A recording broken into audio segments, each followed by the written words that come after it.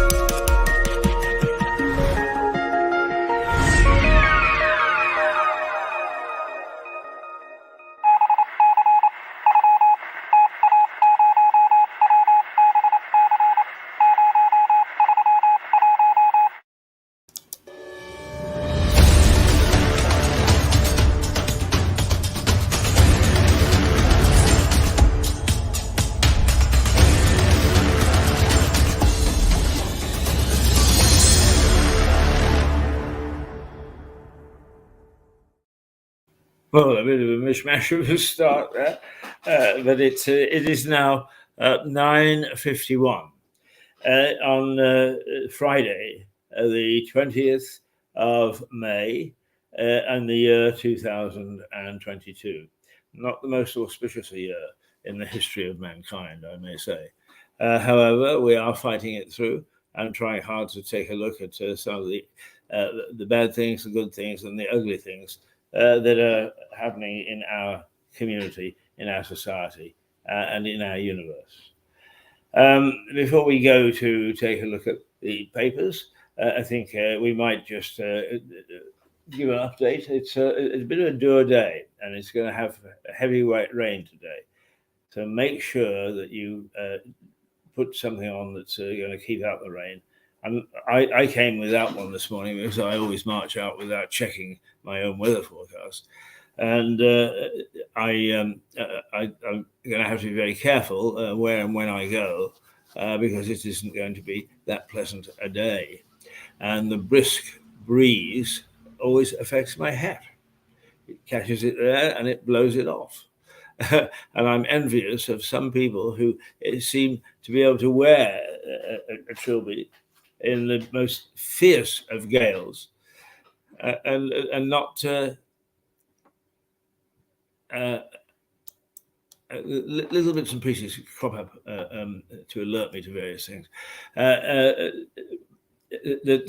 How they manage to keep their hat on when I have great difficulty indeed. And I've had this hat on my head for the best part of 30 years. I did have two, but one I left accidentally hanging in the VIP lounge in Budapest airport on my way back from Bosnia on occasion. I'm reliably informed by people who have gone through since that it's no longer there. Somebody is enjoying my trilby hat, my backup. All right, let's more or less take a quick look through the newspapers. And I meant to actually, this is getting low. It needs a little top up of power. I'm going to have to do that in a minute because it'll go kazonk. But I find it difficult that the national media have focused on two what I would call frippery things. One is that the couple who have won They paid their money and they took their chance, and the chance came up is that they've won £184 million. Lucky dip. Before they even have to climb out of bed now, they've got plenty of money. I doubt if they're going to be chased very hard by anything they owe the banks or the credit card companies or whatever.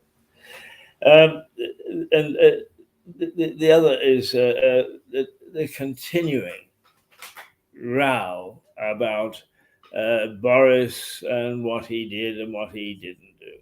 And to me, this shows the paucity of the level of our politicians, and for that matter, those people who commentate on the political scene.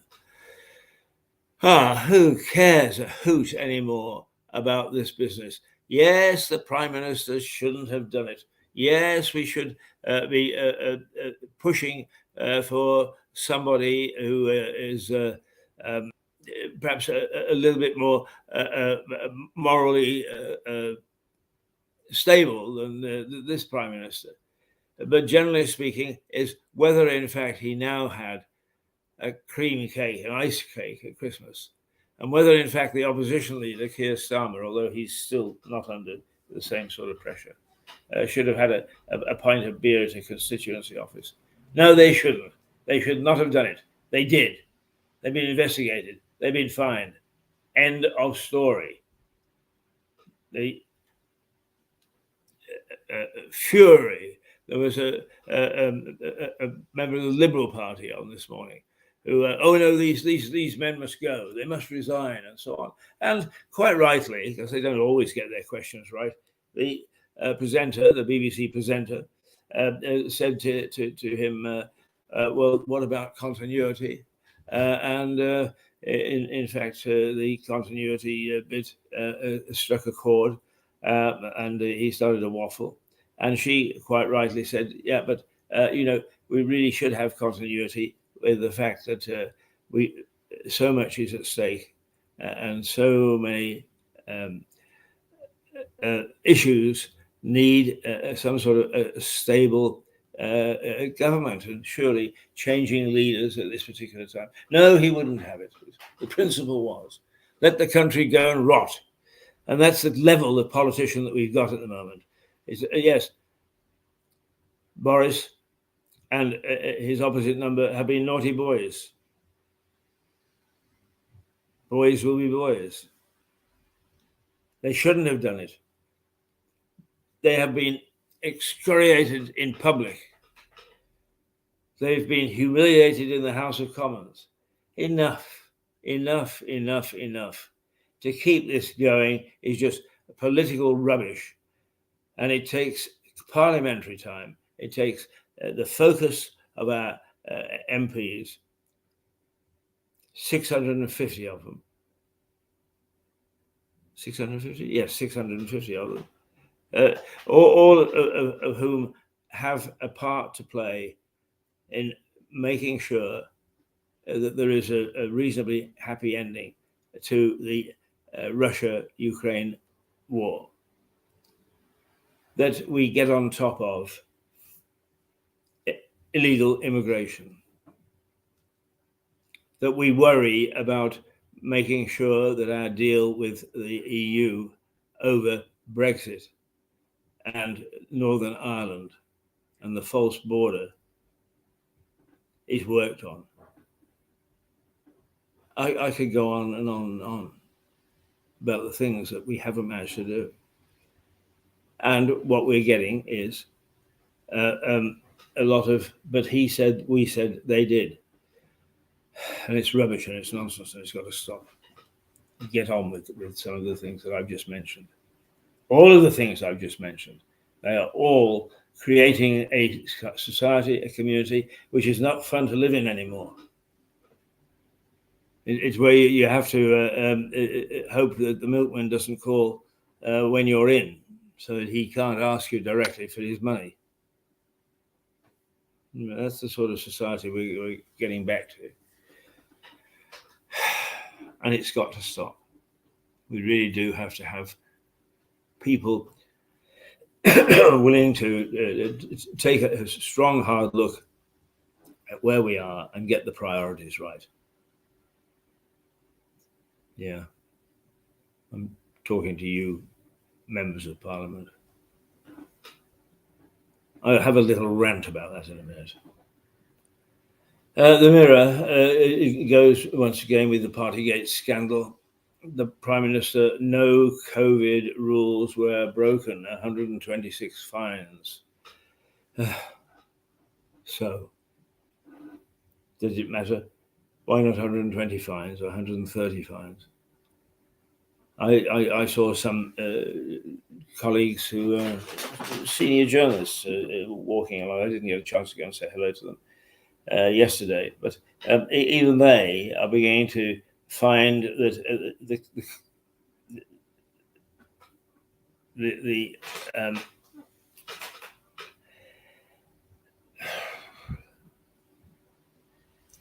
I sometimes get stuck for a word, and I desperately search that word instead of using an alternative.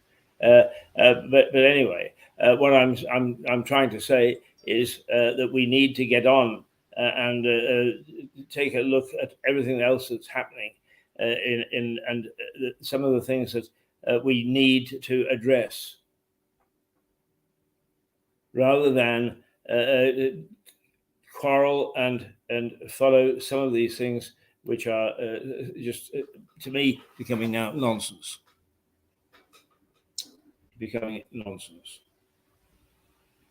So, 126 fines, Partygate scandal. I'm surprised, actually, that the media have all gone along with this. It's as if there weren't other things that are terribly important, not least of which is the war in Ukraine.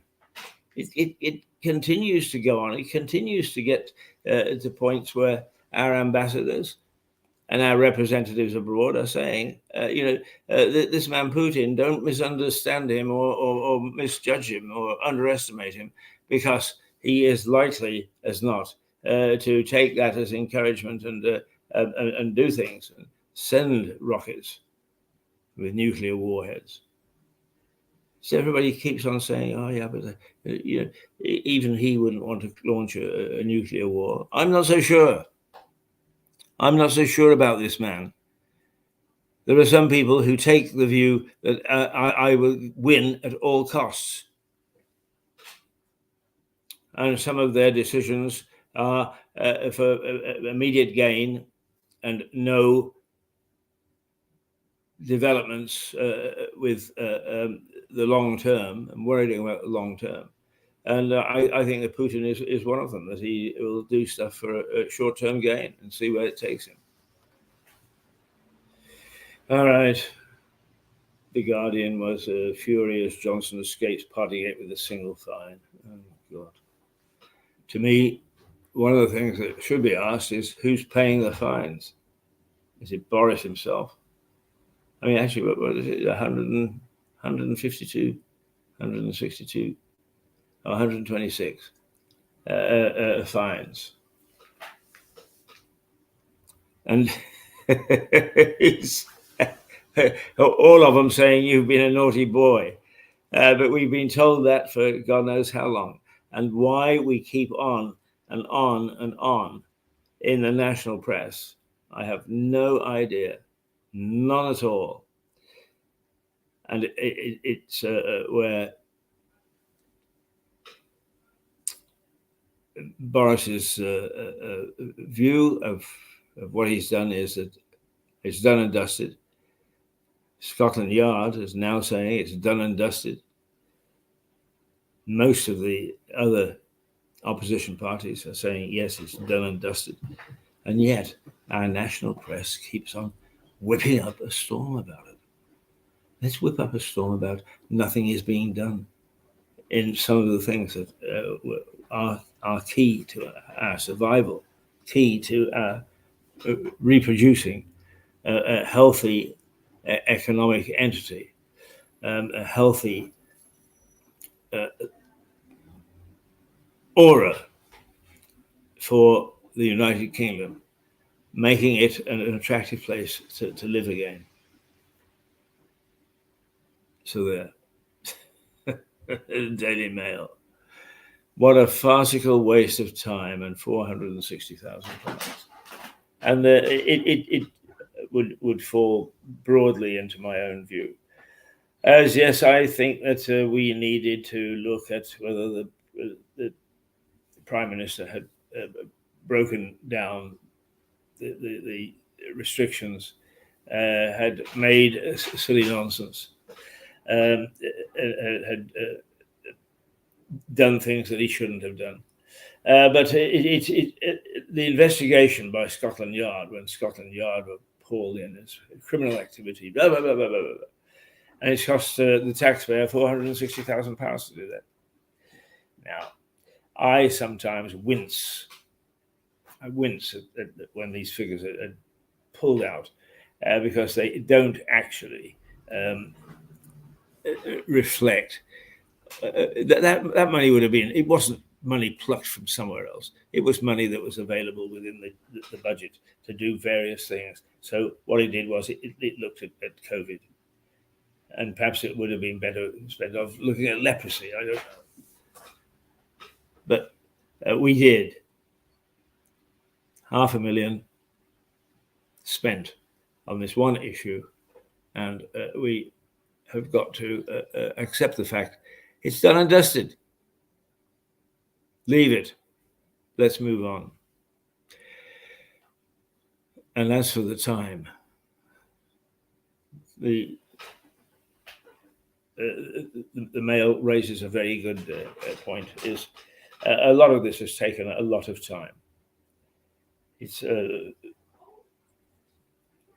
we've tried very hard to get to the root of it. We've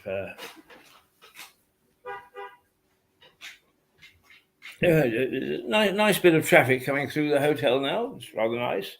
We're seeing some activity here at 10:06 on Friday morning. I'm getting to the point where I have a love-hate relationship with Friday.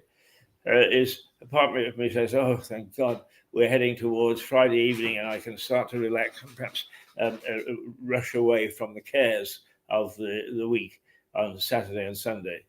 That's only partly true, but and we also. It's a day when it seems that all the wrong things in life all get into focus, and it is gloom and doom. And instead of whoop-de-doo, my God, it's Friday, TGIF, is we get rather down and somber and not at all happy about what we're experiencing. Right. The Daily Express, can we now just focus on the big issues? And I would say, yes. Let's look at the big issues because those big issues have not gone away. It is funny how we I made the comparison this morning that at one stage in this country, our delicacy of fish and chips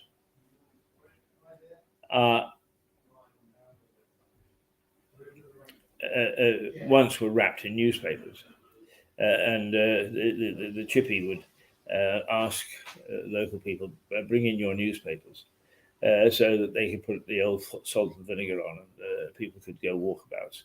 Well, then we discovered that we were poisoning half the population with the lead out of the print, and we stopped that practice. But the papers, we would say in the industry, is today's headline is tomorrow's fish and chip paper. And that's the way it actually is. Things are forgotten very quickly. Now, I would say to you, how many times have we had headline news? How many times have we had incidents and developments for cancer. People recognize also that great strides have been made in the treatment of cancer. But during COVID, when everybody wanted to bang the drum for COVID patients, the Cancer Research UK, which has a prominent shop here and does interesting things. It has a local artist called Leslie Nora Hills who paints people in the front window of this shop. But that particular charity dropped £140 million. I actually had to ask twice when that figure was revealed some time ago. Now I think it's probably made some of it up, but we just stopped donating. Well, who cares? That's just cancer. We've got COVID to worry about. We don't seem to have to be able to keep any sort of balance, and that's very sad. And what the paper is saying, or the Mail is saying, is can we now focus on the big issues? Well, we got one sorted this morning because we found various people, at least temporary homes, a place to actually go and put their feet up for 5 minutes, which is one of the big issues. But I've used that to show that we all forget so soon the thing that is so important today and ceases to be tomorrow. That's a great pity. Okay, the Daily Telegraph.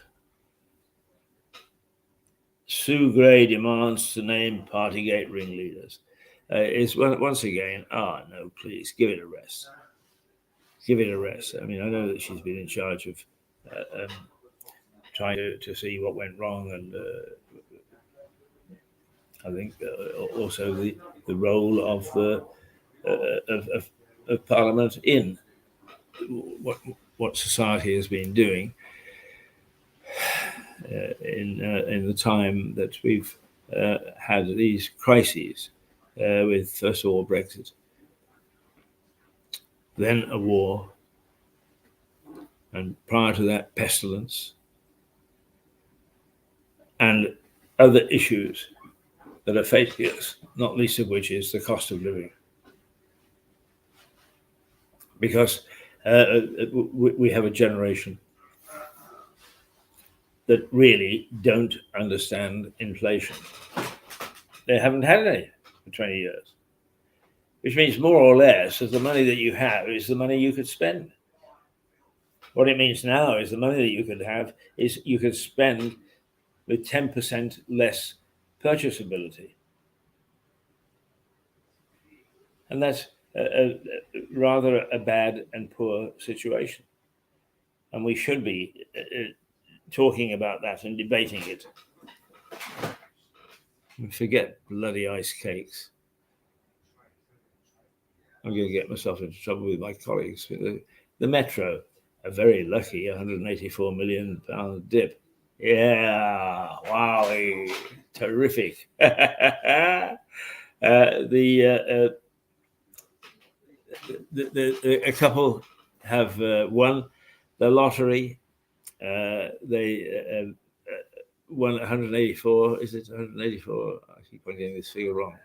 184 million pounds with a lucky dip or whatever it is. I don't understand the issues or how you play these things. I have no idea at all. But anyway, 184 million pounds just from buying a lottery ticket seems to be unjust. When I didn't buy a lottery ticket and I didn't win. As they say, if you're not in it, you can't win it. So I'm not that disappointed or even surprised. But it's making headlines. 184 million.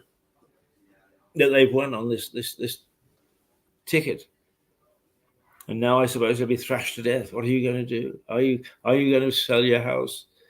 Are you actually going to buy a new car or whatever? It's okay, but it's not that important to society.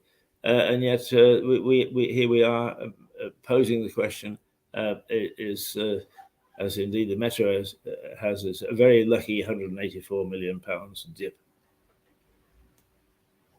Underneath it is a banner. The Prime Minister will not be charged again. There will be no more questions, no more lawsuits that he broke COVID and so on. The Sun, they've gone with the lucky dip totally, and they say the quote is: "We celebrated £140 million jackpot with £16.95 steak and chips, and then left a lucky tip."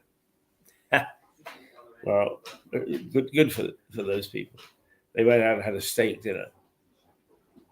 Can't think of anything worse, personally. There we go. And they admitted that they didn't leave a tip, but the people who look after, because they do need looking after, these people. They're not used to having that sort of money, and they don't pace themselves or measure themselves. So that is the is that the Sun? Yeah, the Sun's headline. And the Daily Star, my dear Daily Star. Well, it sort of says, 184 million lotto winner revealed. And it then changed. Looked at the money that they'd won at 184,000, and what are they going to do with it? And the Sun it says that's their energy bills covered for a few months. Then did I actually? It's the Star that I now recognise that the Star has a. The Star has these nice lines. They got some good writers, and those writers used to belong to the Sun. Now, the last item in the Times, which goes at the top of the Times, is that doctors to give sleep app rather than pills, and that's pretty unusual. In other words, what you'll be given something to download onto your computer, and given a few instructions, and away you go, and you won't feel tired anymore. Yeah, I've heard all that before. One of the interesting things that I have a real downer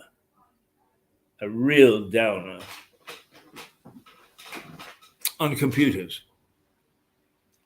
I'm a bit foolish to say do away with computers. God, we couldn't broadcast the way they are now without computers. But in many instances, mankind has allowed the computer to take over. Now, here, most people who suffer from insomnia, can't get to sleep, would be reasonably articulate. So they go to the doctor and they are prescribed a patch, or an app rather, for the computer. And I don't know how this app would work. I don't think anybody does at the moment because nobody's seen it. Is that you can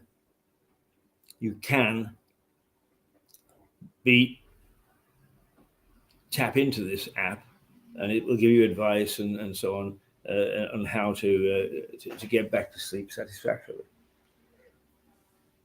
The trouble is that in Lewes district, for instance, is over 48% of people are over 40. When did the computer age really begin?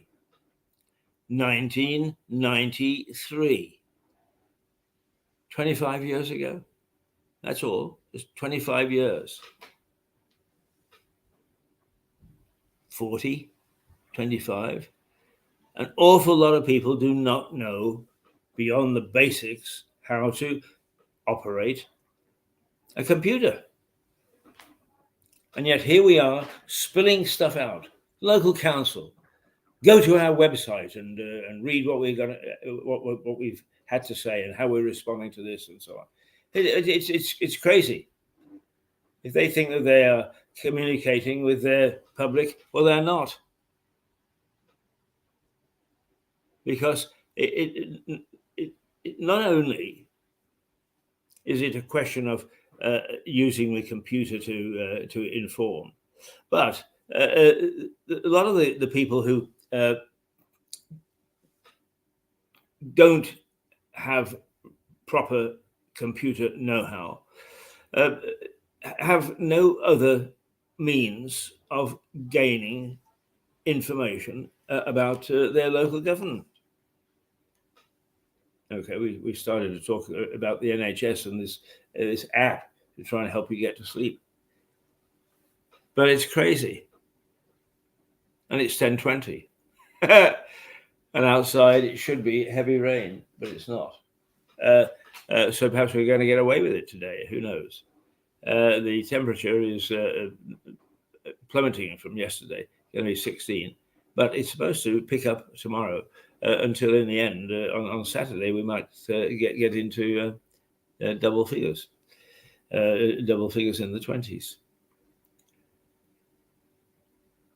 We should. All right.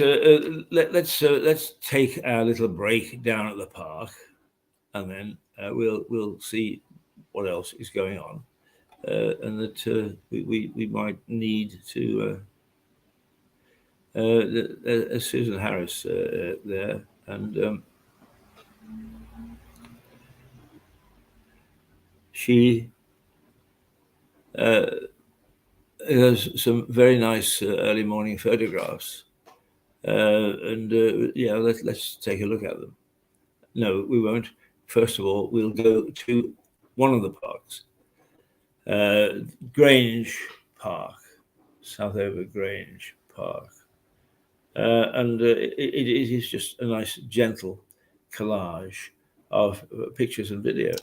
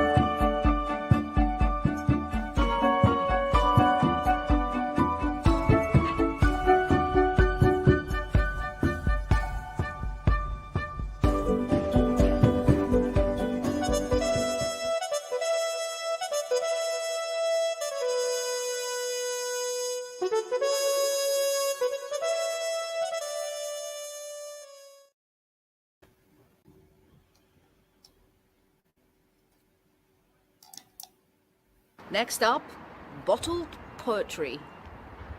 All about wine tasting, and some information. For the next episode of Kathleen's Corner,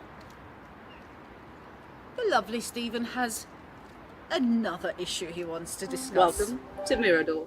Give us back our town. Beer, wine. So, thank you for joining. Hey, Ellie, come on, give us a kiss. Come on. Do admire the hanging gardens of Babylon on the way. They can't even cut that back properly. Hello. At last I've caught you asleep. You did hold up a Bible upside down, but you held it up. Hey there.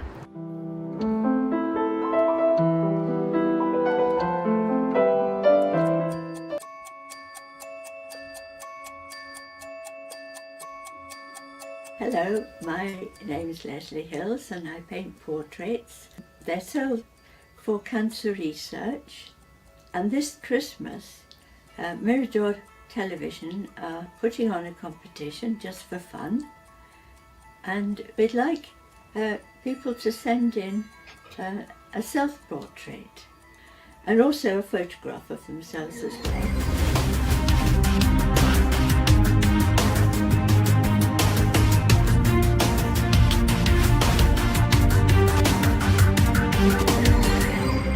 And we don't know if I will.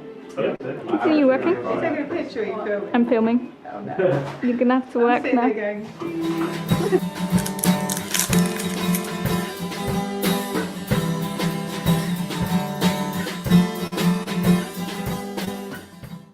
Well, good morning. It's Keith Hayes at Priory Park in Lewes, standing or sitting by Generally, our mascot.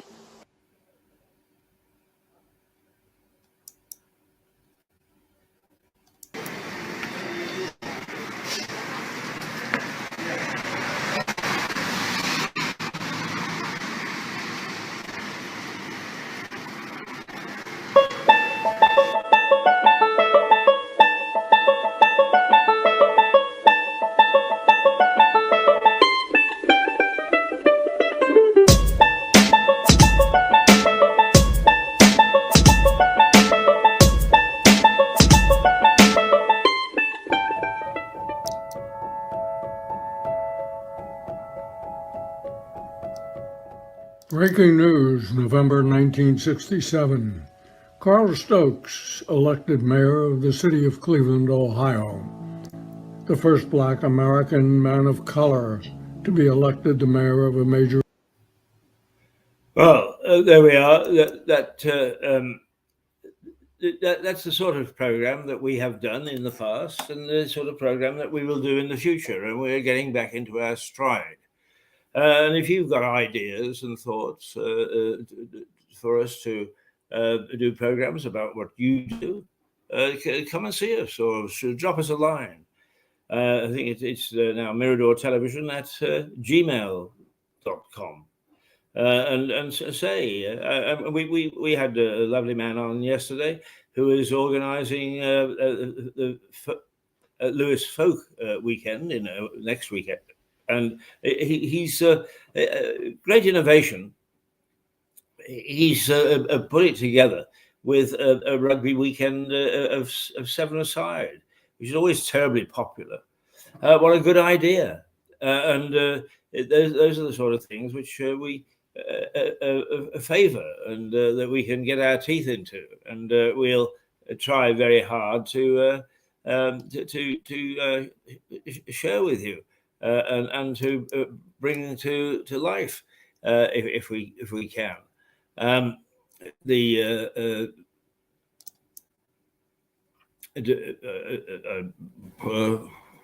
One way or another, we should be able to look at some of our past programs. I'm never quite sure why I can't see some things.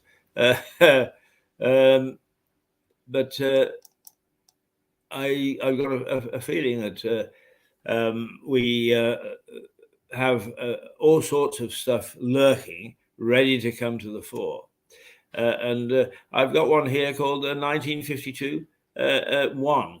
And let's see if it throws up anything that is worthwhile.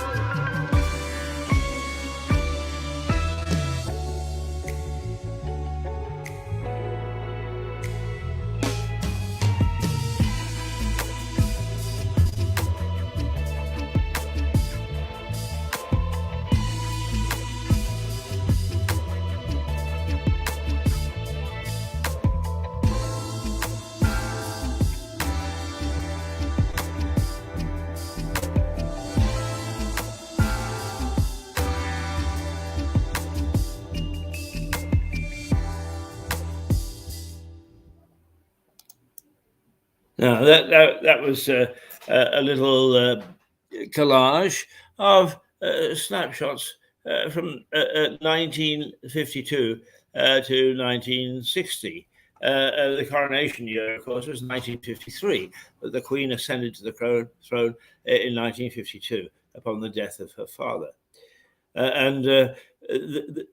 It gives some idea of what life was like those 70 years ago. Life was quite austere in many ways.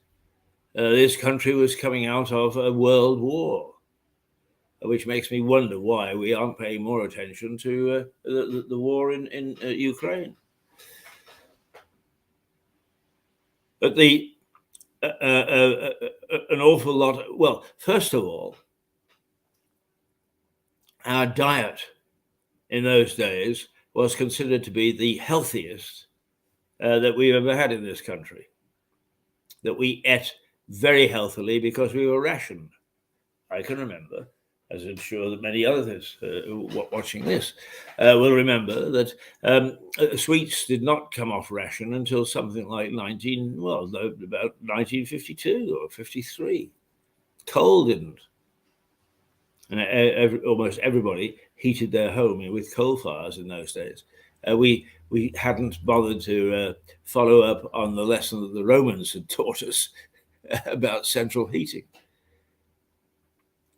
There were fire grates, and you sat in front of them, and you either roasted. Actually, one of the wonderful memories of those days was that you actually the front of you was red hot, and the back of you was freezing.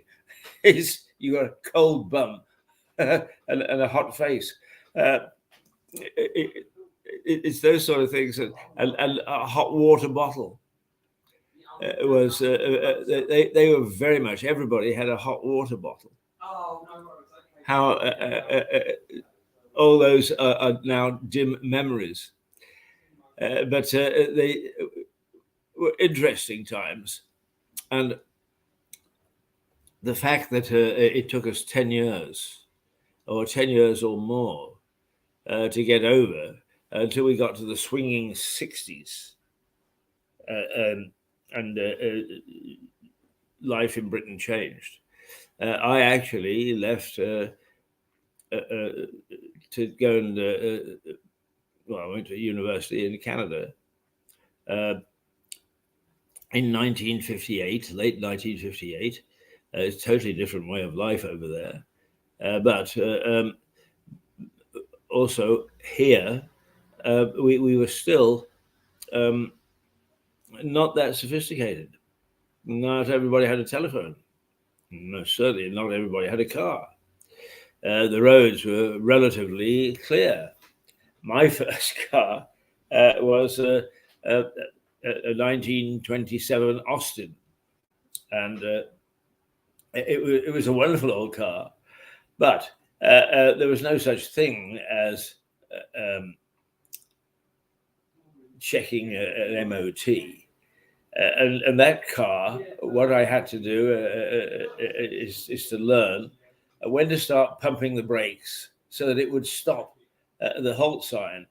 The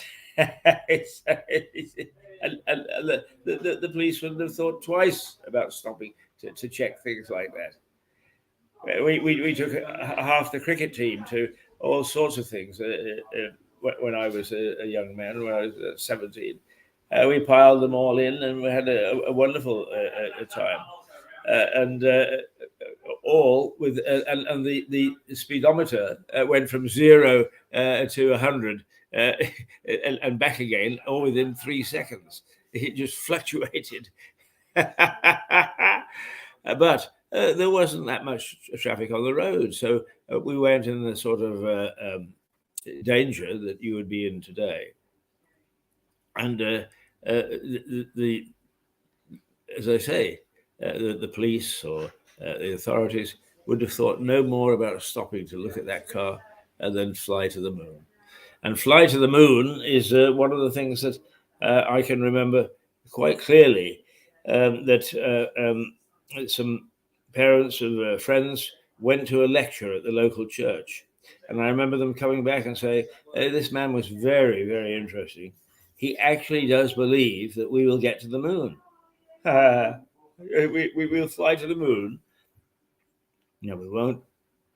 That's science fiction stuff. The comic of the time was Dan Dare in the Mekong. The Eagle was the comic, and it was the first color comic to come out after the war and became enormously popular. It was one of those things that it was a status symbol to be reading the Eagle comic. Amazing.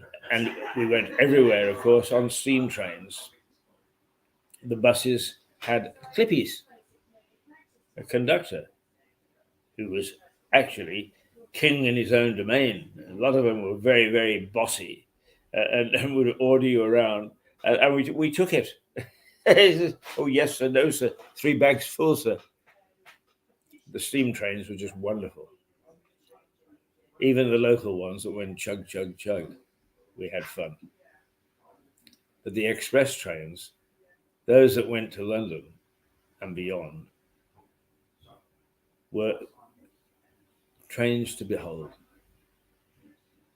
Trains to behold. Really, really first class way of travel. It was exciting.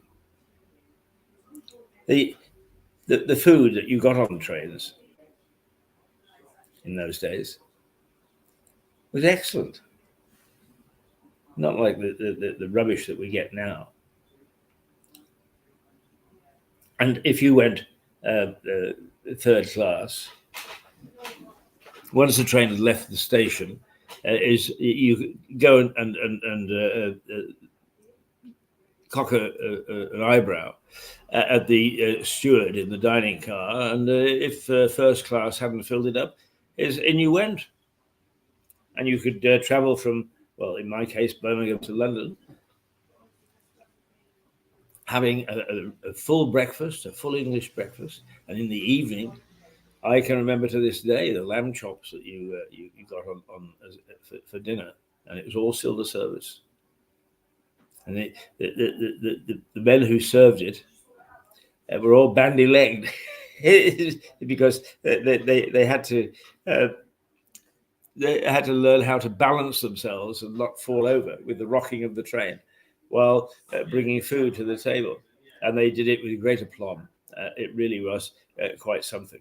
It was very, very, it was a nice way.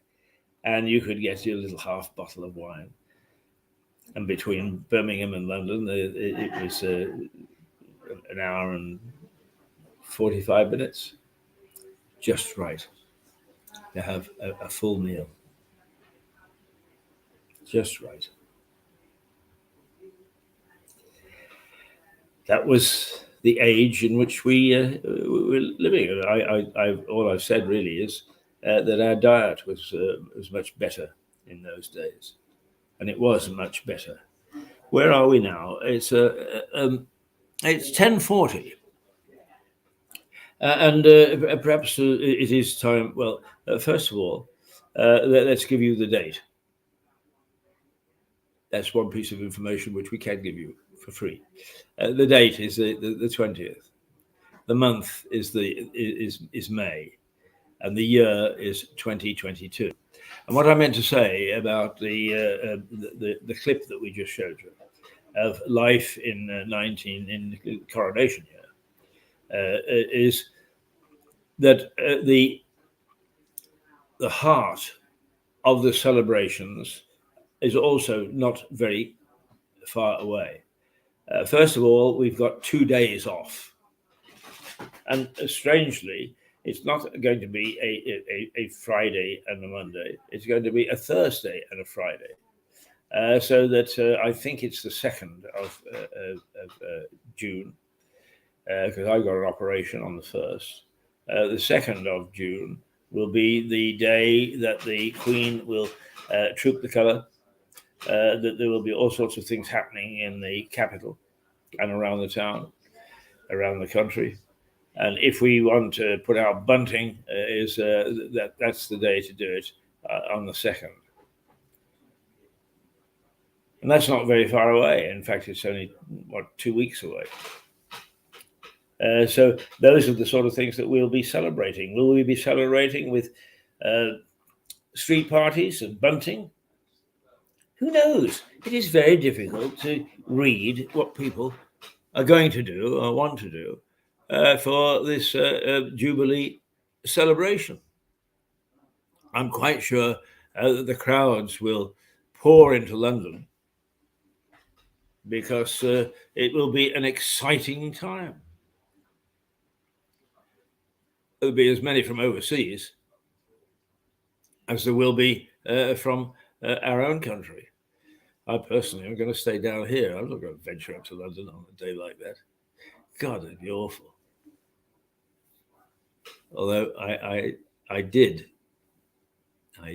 break my own rule and go for Diana's wedding. I had a weekend in London that was not to be forgotten.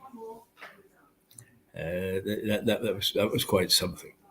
And I had as a guest the Deputy Prime Minister of British Columbia in Canada, a very, very attractive lady and a very nice lady and a very good friend, and one of the very few politicians who were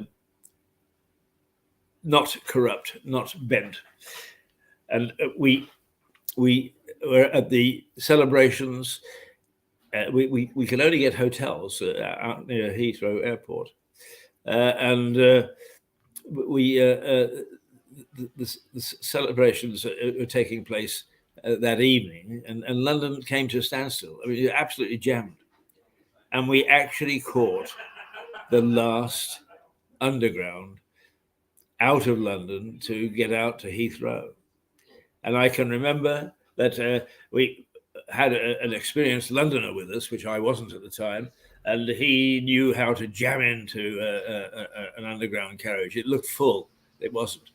And I had the delicious experience of putting my hands on the bottom of this very attractive top politician and hoisting her into the underground carriage. It's one of the highlights of my journalistic life. But it was the atmosphere you cannot describe, and I hope that is replicated. We need a boost. There is too much that has gone wrong this year. Too much that's gone wrong the last 2 years, and a lot of us are still suffering very badly from it. But the old fighting spirit, as you keep on and you try hard to get yourself back on track and to make life half decent, and this could be the starting point. This could be that time when the feel-good factor turns us around, points us in the right direction, pats us on the head, pats on the bum for that matter, and off we go to try hard to bring ourselves back into some form of half-decent life, which we're missing. No question, we are missing. Right you are indeed.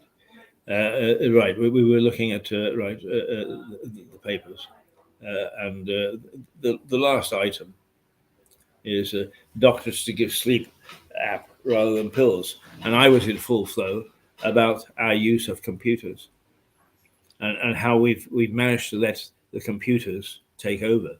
I do a little series on Mirador, which will be starting again soon, called The Return of the Triffids. In 1956, I think it was, that a science fiction writer, John Wyndham, invented the Triffids. The Triffids were a sort of a plant animal that produced oil, and they were fine while we were cultivating them. But then entire world was blinded by a starburst, and the Triffids took advantage of the fact that we were all without sight and took over, and terrifying times. Now, I maintain that the Triffids were never totally beaten, that they have lurked in the hedgerows and so on and called little conferences, waiting for mankind to open up a means for the Triffids to take over again. And they have identified our weakness as the dependence upon the computer. You don't go into a bank anymore and ask to see a manager.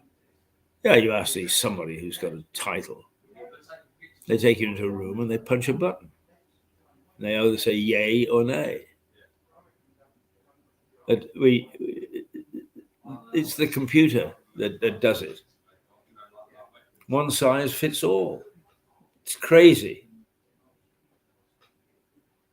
The NHS still has not been able to fix its computer so that you don't, in many instances, get a reminder letter about an appointment with your doctor or a specialist or whatever the day after it was supposed to happen.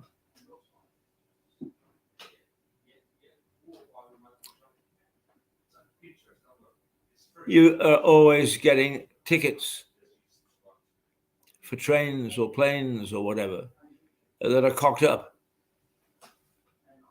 because they are done by computer.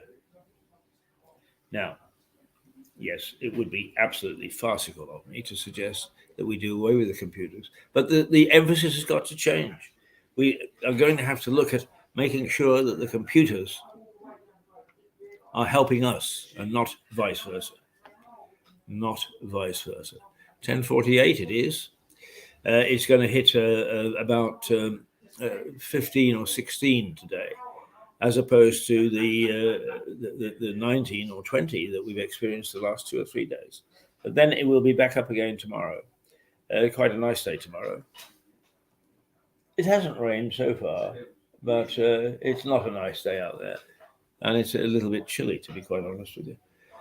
Let's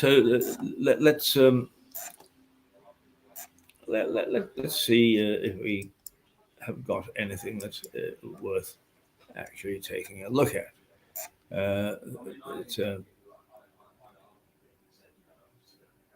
We should have fun and games.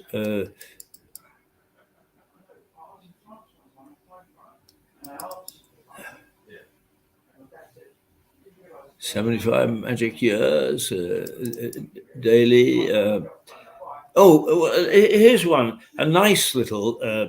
Yes, this is a nice little documentary done by some former employees, student employees of ours, and not many people know about Mad Jack Fuller.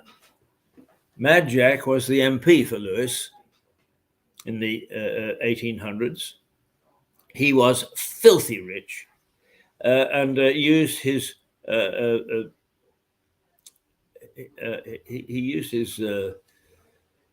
money to good effect.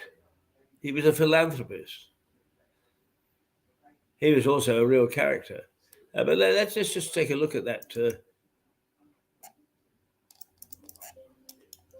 He said, and of course, what happens is that we suddenly get things that freeze. Oh, well, never mind. We'll try again and see whether we can remove that and remove that. And then we can try again to try and get back to the programs that we programs.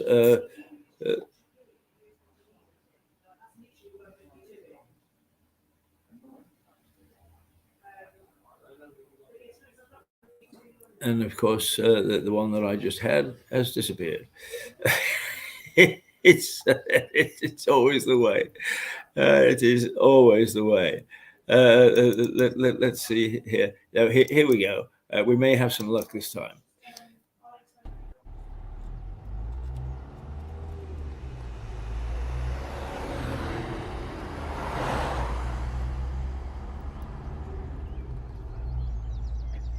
I always find it strange how two people can experience and view a place in completely different ways. Jack Fuller was born into money, and at the age of 20 he moved to Brightling in East Sussex after inheriting land and a fortune from his uncle Rose. At the age of 22, Fuller became the Member of Parliament for Southampton. Fuller lost his seat after a vicious row over his support for slavery. This was the time when he began to focus more on his estate and his love of combining art and science. I moved down from Glasgow to Sussex when I was 9 years old, and that would be in 2003. I first saw the Follies when my granddad was driving me through Brightling, and I remember looking at them and just asking him what these strange buildings were.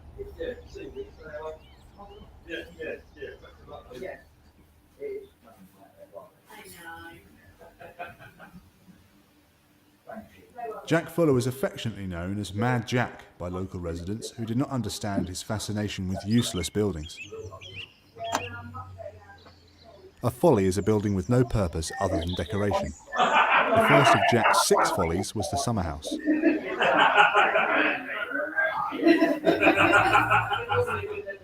Jack was a keen gambler, and he entered into a wager that he could see the spire of Dallington Church from his window. Upon realising that he was mistaken, he quickly constructed the sugarloaf to very effectively mimic the church spire.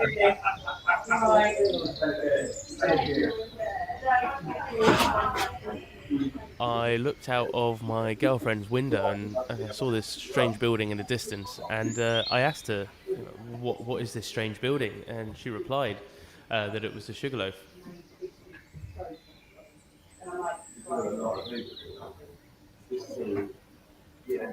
The first time I went, I remember I took my girlfriend there and I gave her a love letter.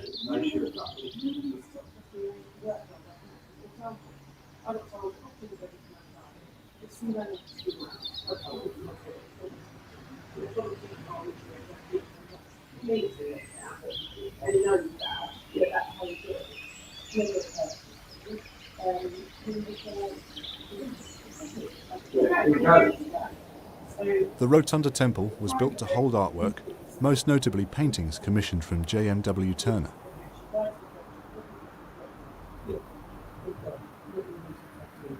Jack was a philanthropist, and during an economic depression, he hired hundreds of local labourers to build a huge wall around his estate. However, the wall did not stop trespassers.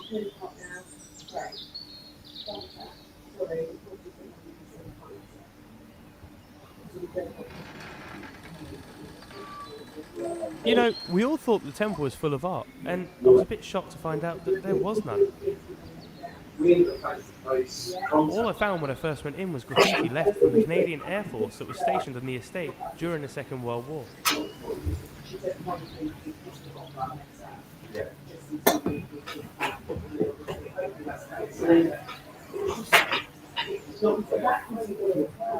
The temple is the motif for the internationally renowned Brightling Horse Trials, which brings in competitors and spectators from all walks of life.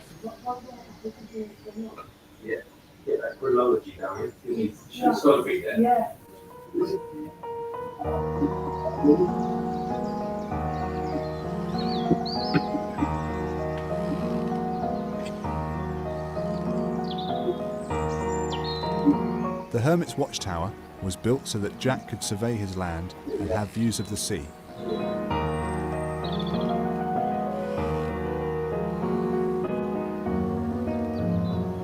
The tower was my special place. I used to go there when I was feeling a bit down or I had to clear my mind.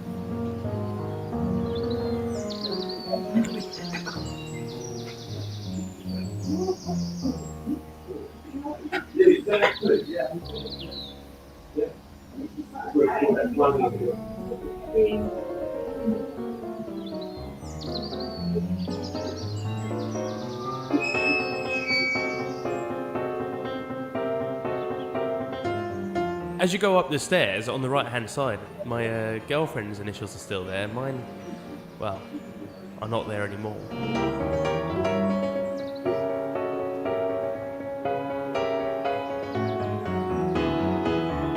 When I was feeling alone, I would go to the top of the tower, I would lie down, I would stare through the open roof. I'd wait for nightfall, and then I would look at all the stars.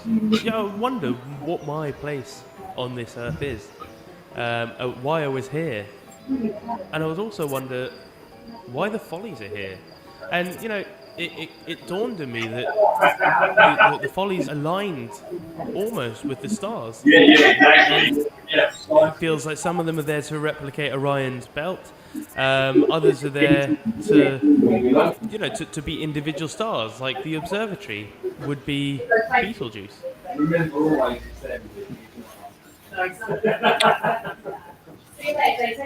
a good weekend. I've heard some people argue that the observatory is not a folly as it serves a purpose, but don't all the follies serve a purpose? They serve our local history, our culture. When I first came to Sussex from Glasgow, I was such an outsider.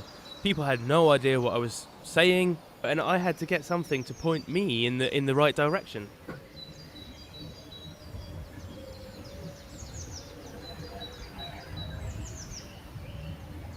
The obelisk dominates the landscape and is the second highest point in Sussex.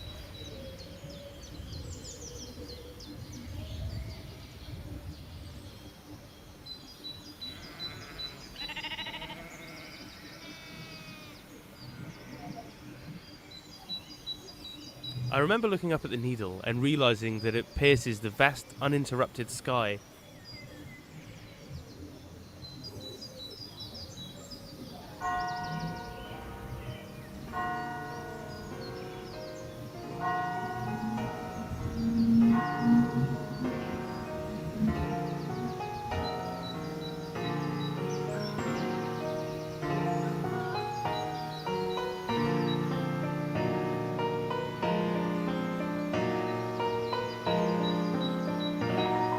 Jack Fuller commissioned the pyramid to be his mausoleum 24 years before his death. This immense structure draws attention away from the Thomas à Becket church, in whose graveyard it stands.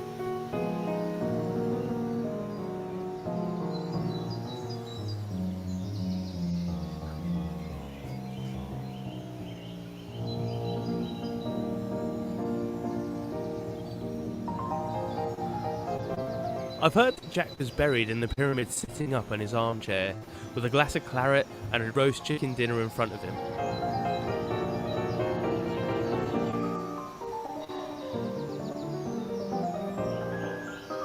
The Follies are all focal points, but don't let them fool you. Their place in the landscape belies their size and their distance. In the beginning I was hungry to consume them, and I had rushed to each one in turn. But a short distance turned into a mile, a run into a trek. At last, I grew to love the surroundings and adopted the Follies as guides rather than destinations.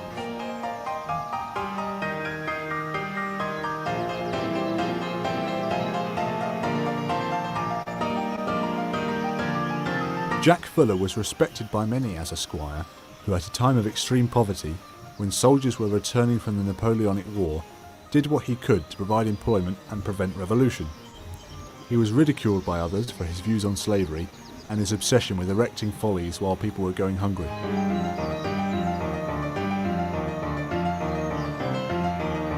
Fuller's Follies are an important part of my life and have helped me to find my place.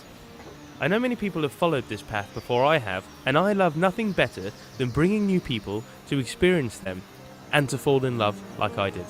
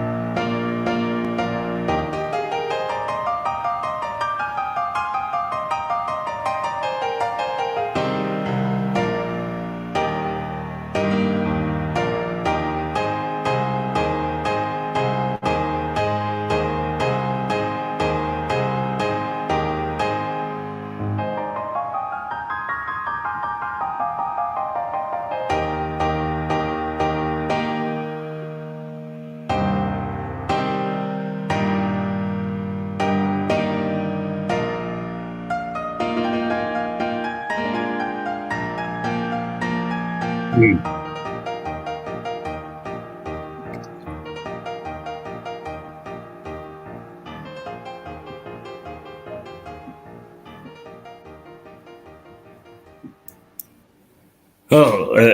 that's a nice little feature, if you like, rather than a documentary put together by some students from Brighton University.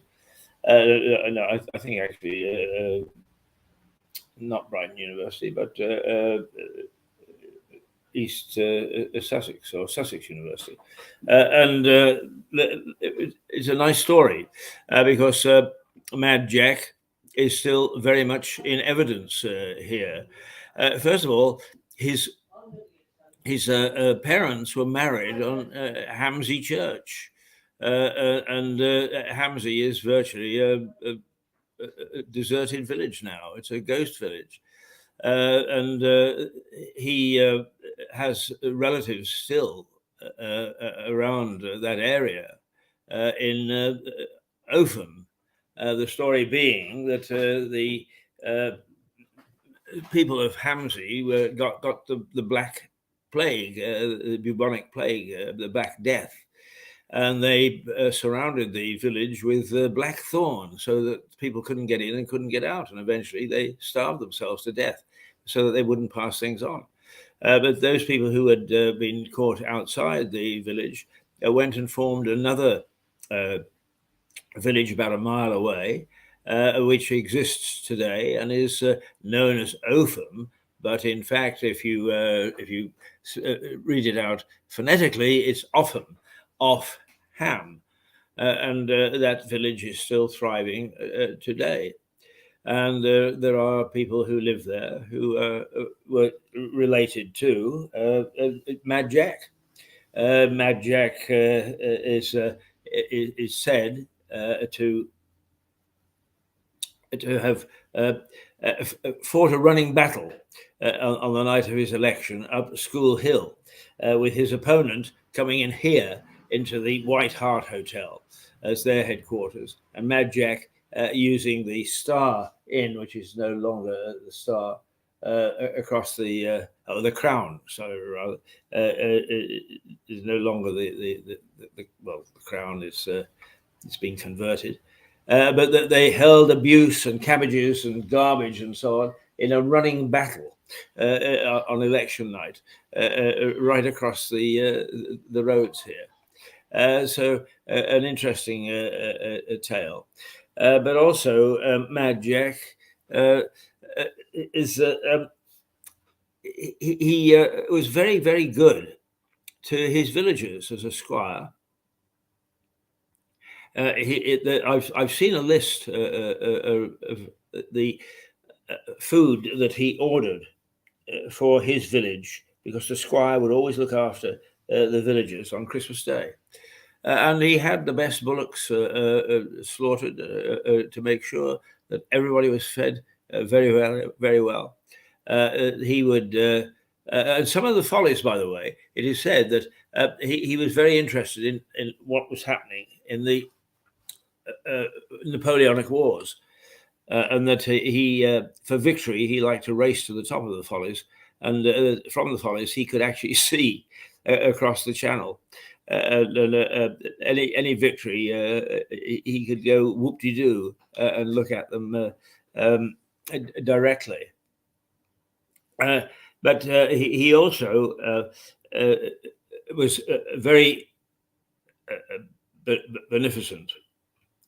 He used a lot of his money. Now, bear in mind that he was a proponent of slavery and fought bitterly those who would try to stop it, because that's where his money came from the West Indies, where he had slave plantations.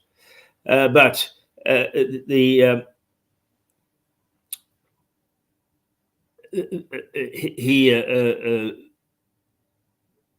made sure that money, for instance, he restored Bodiam Castle. He paid for the first Eastbourne lifeboat, the first Eastbourne lighthouse.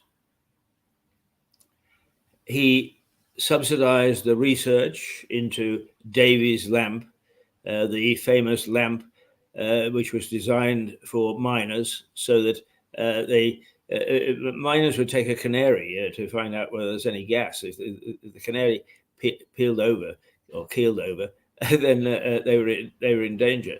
But he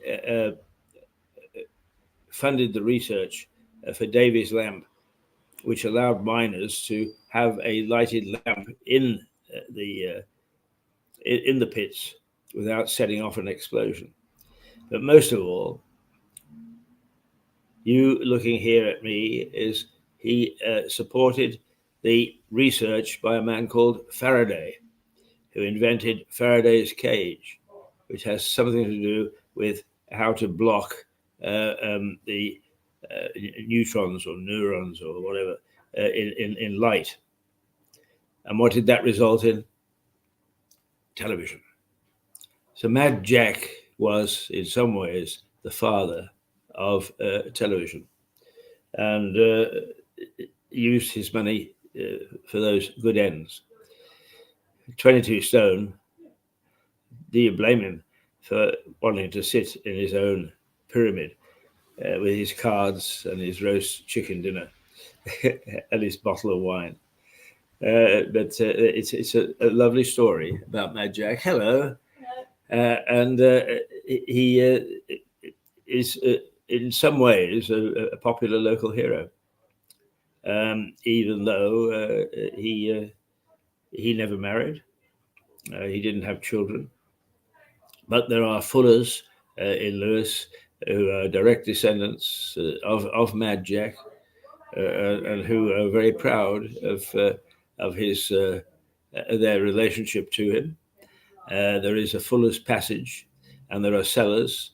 And for a while, he inhabited Lewes House on School Hill, a big, well, not big, but a reasonably sized mansion, which is today, I think it's turned into offices again. It had a checkered history, but anyway, that was his house. And he lived in Brightling, which is out towards more closer to Hastings than it is to here. But nonetheless, dear old Mad Jack is quite a pup, quite a pup. And if you were carrying 22 stone, it's actually, I must confess, is one of the nice things that is at the time that we were having some problems with the Speaker of the House, Mr. Burkhoff. Is it John Burkhoff or Burkow? The story came to light that Mad Jack had a row with the Speaker of the House of Commons and was banned for 2 weeks for sitting in the House because he called the Speaker a pipsqueak. And I thought, my gosh, we need somebody to do that to the Speaker today. So little stories of Mad Jack and who he was and his relationship to here. Now, let's. It's 11:10. Let us just go through the newspaper headlines again today. They are disappointing, to say the least. The Daily Mirror. The PM. No COVID rules were broken, but he had 126 fines. Why we're still chasing him on this, I have no idea. But nobody will let it go. And it seems to me it is now getting to the point of vengeance rather than anybody wanting to feel that they are being pristine pure about lockdown and the breaking of it. The Guardian, furious Johnson escapes Partygate with a single fine. And they lumped everything together. They fined him just one lump sum. My question is, who pays that? Does Johnson pay it? Does his Conservative Party pay it? Do we pay it out of public funds? Who actually pays that fine? And that, to me, is the key question, which nobody seems willing to answer. The Daily Mail, what a farcical waste of time and £460,000. Quite right. £460,000 it's cost for the Met to investigate the breaking of the COVID rules, to hand out a fine which was nowhere near £460,000, I can assure you. And the other thing is that there's an enormous amount of time, of police time, and of MPs' time, and the government's time, in coming to the conclusion that, and the conclusion is, one fine, leave it alone, that's it. It's all done and dusted, without anything major really coming out of the whole thing. The Daily Express, can we now just focus on the big issues? And that, to me, is the key question. Can we now focus on the big issues? We have got illegal immigrants. We have got immigrants or refugees from the war in Ukraine. The war in Ukraine is carrying on, and we have to give aid and succor to the Ukrainians with vast sums of money being sent to that country so that they can buy and renew their arms against the Russians.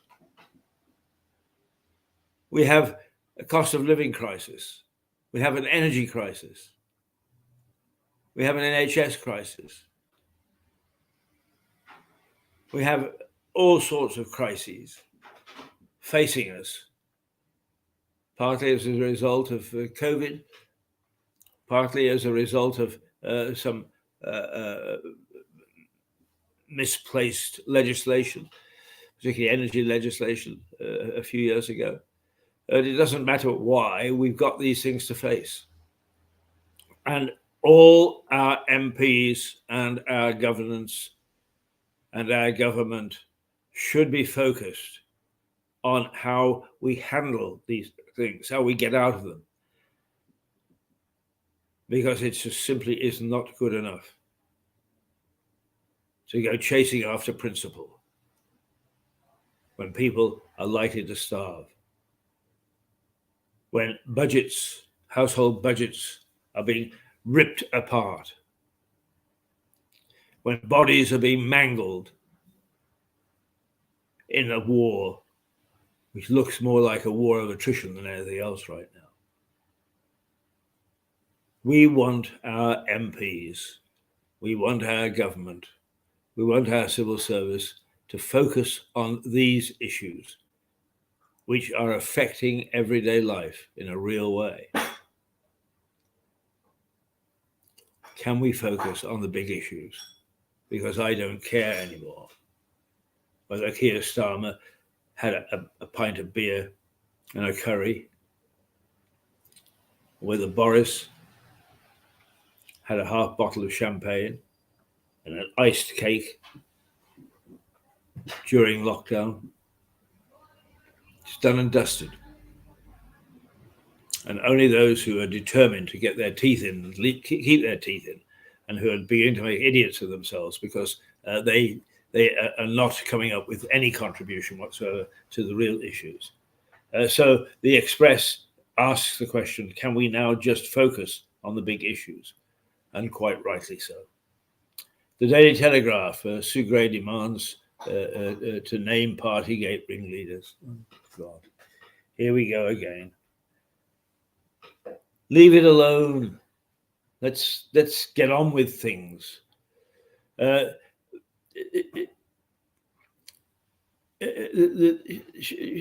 Gray still hasn't not presented her report, and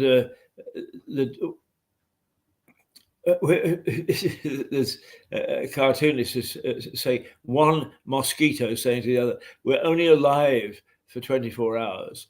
I wish they'd hurry up and publish the Sue Gray report."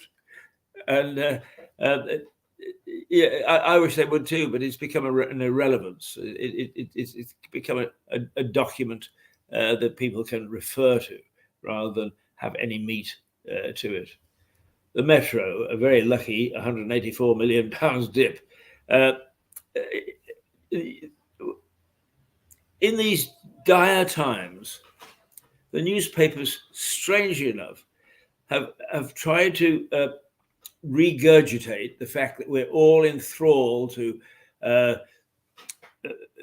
TV personalities, sportsmen, film stars, and it ain't working, is I really don't care whether somebody wins 184 million. Well, it's nice. Oh, did you see that? And that's it.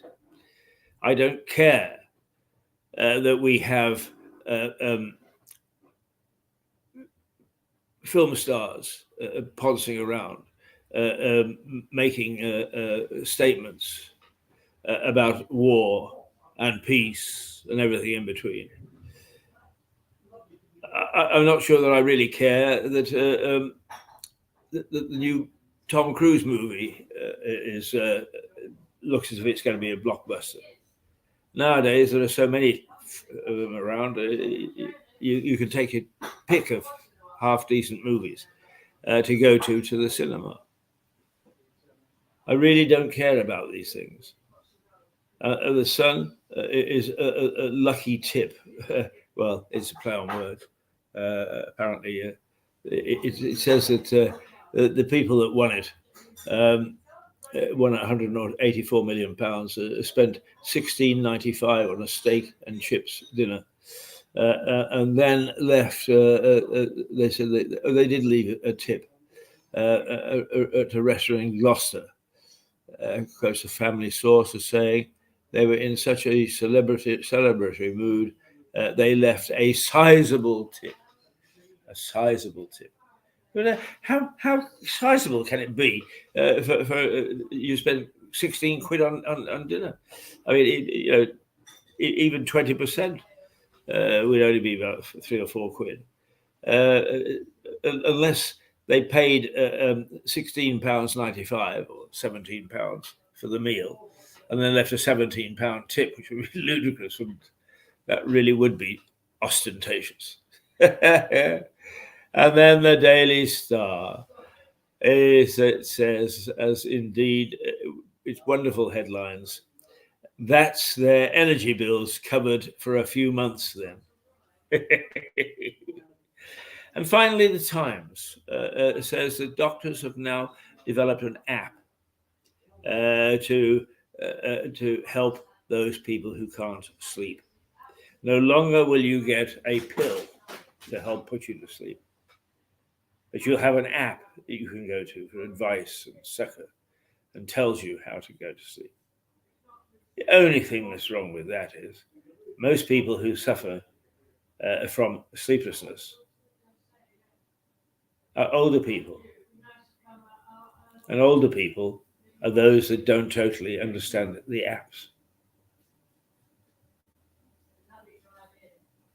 The mind boggles at the way we think. It really does. It's 11:20.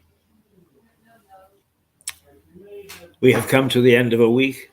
We've had a good week here at the White Hart. We've had some interesting guests. We've had some interesting debate. We've had plenty of comment upon the things that are wrong, particularly the energy crisis with Stuart Dolby. So all in all, not a bad week and not a bad way of spending our time. Not bad at all. So have we got anything that we can... Oh, I tell you what. Two things. First of all, here is a little tongue-in-cheek thing that we put together. We're busy doing nothing, working the whole day through, trying to find lots of things not to do. We're busy going nowhere, isn't it just a crime? We'd like to be unhappy, but we never do have the time.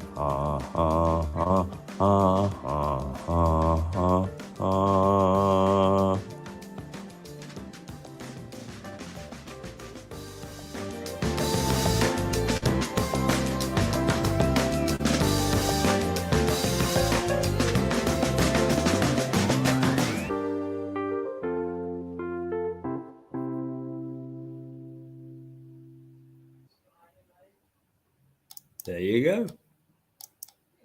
There you go. And there is another one there that I thought we might play. I think is 75 Magic Years.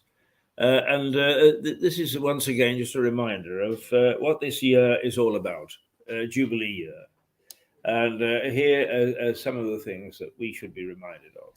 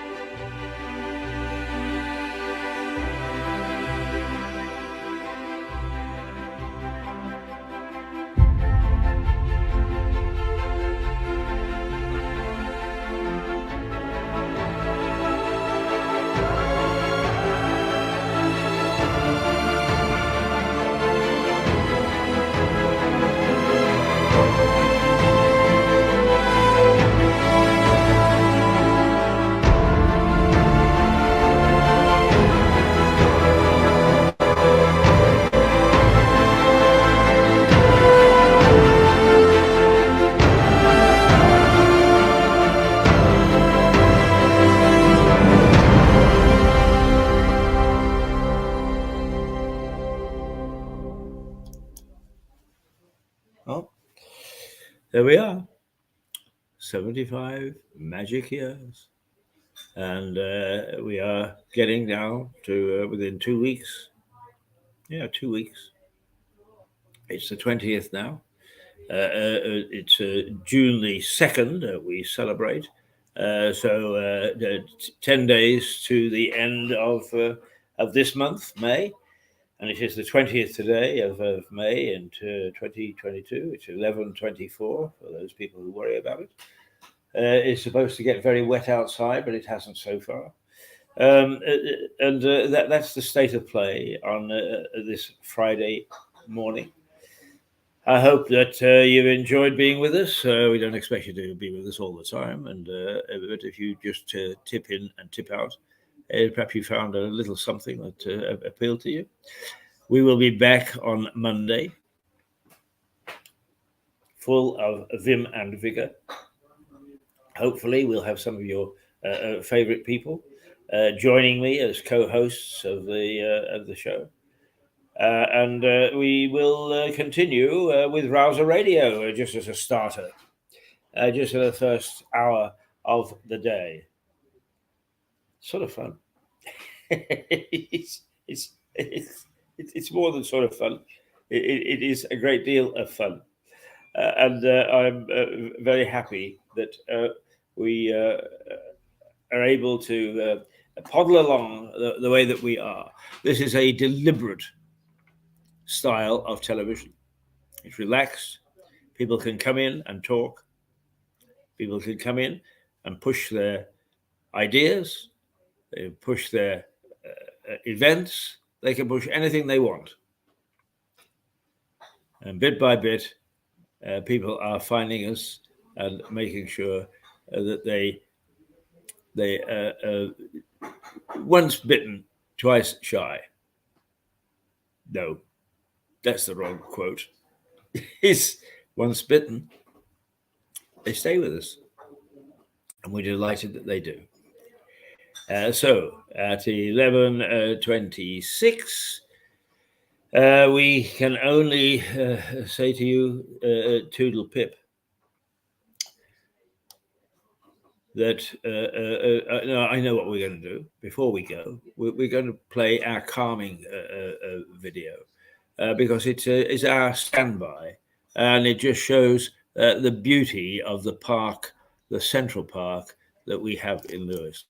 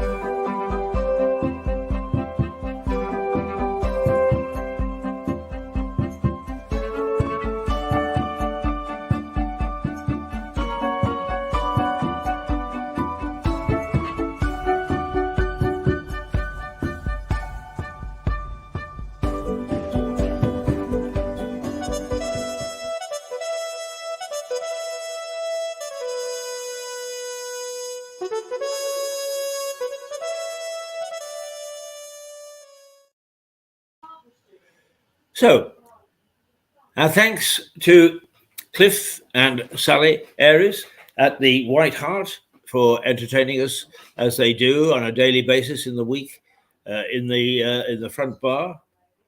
They are wonderful people. They make us feel very welcome when we come in here, but they do that with all their guests as well. So whether it's coming in for a cup of coffee or whether it's coming in to pop your nose into Mirador or whatever the reason to coming into this hotel, you are made to feel very welcome. It is an old historic hotel, and you get a really creepy feeling inside you when you realize that this was the hotel in which Tom Paine created the atmosphere that meant that the colonists in the Americas told us all to shove off and form their own country, which Tom Paine named the United States of America, the USA. Yes, he did it here in this hotel.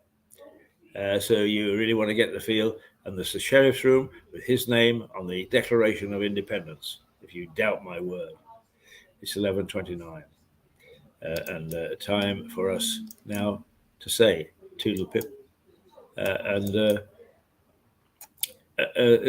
welcome you back Monday morning, Rouser Radio at 7:30, Mirador Television with Break an Egg at 8:30, and Affairs from the Heart at 9:30. You're very welcome, and I hope that we will see you here next week. Till then, toodles.